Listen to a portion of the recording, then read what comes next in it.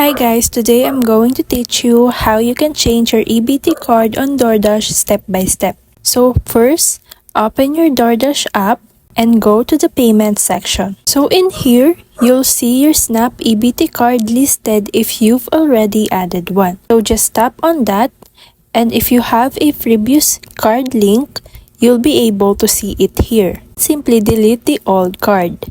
And after that, enter your new EBT card number and save it.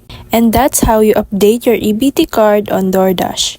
So now, to shop using your EBT card, go to the convenience or grocery section in the app. There, select the Dash Pass Snap and HSA/FSA filter. And then, choose Snap. And this will show you all the stores that accept EBT/Snap payments. And that's it. That's how you can easily change and use your EBT card on Doordash. Thank you!